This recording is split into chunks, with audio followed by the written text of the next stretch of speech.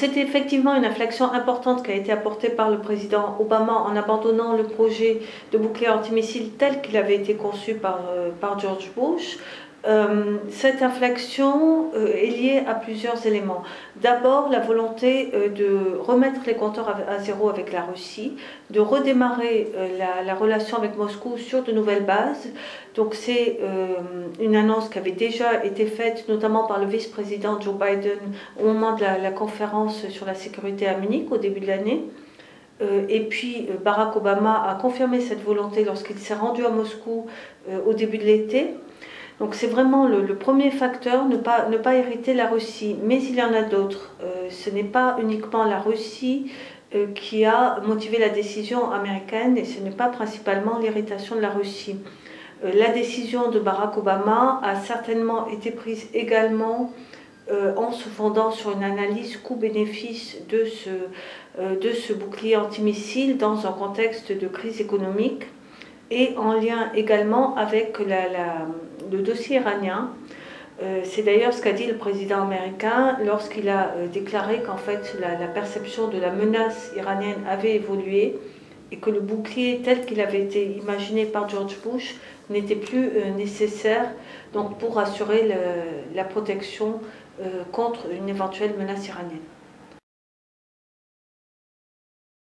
Cette décision, effectivement, est susceptible de changer, de peser sur le cours des relations russo-américaines.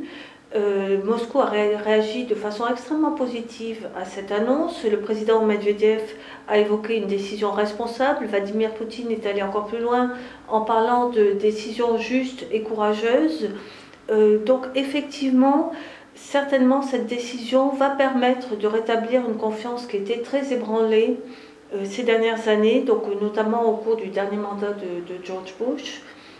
Et on peut déjà voir les prémices de cette confiance rétablie, ou en voie de rétablissement plus exactement, parce que ça prendra beaucoup de temps, avec les réactions positives de la Russie aux propositions du nouveau secrétaire général de l'OTAN, donc M. Rasmussen, pour une coopération renforcée entre la Russie et l'OTAN et pour une revitalisation du Conseil OTAN-Russie.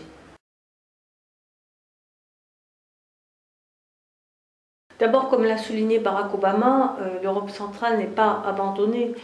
Les États-Unis continueront à assurer sa protection, même si ce n'est pas sous la forme initialement prévue par George Bush. Mais effectivement, cette décision du président américain pourrait avoir des conséquences importantes sur la manière dont les pays d'Europe centrale perçoivent leur défense. Ces pays se sont, depuis les années 1990, depuis donc l'effondrement du bloc communiste, surtout appuyés sur les États-Unis en matière de défense, parce qu'ils percevaient la défense européenne comme étant embryonnaire, comme étant peu efficace, et c'est donc cette perception qui est susceptible d'évoluer à la suite de la décision prise par le président américain. Donc l'Europe de la défense pourrait gagner en crédit auprès des nouveaux États membres que sont la Pologne, la République tchèque, les pays baltes, qui auparavant comptaient davantage sur les États-Unis.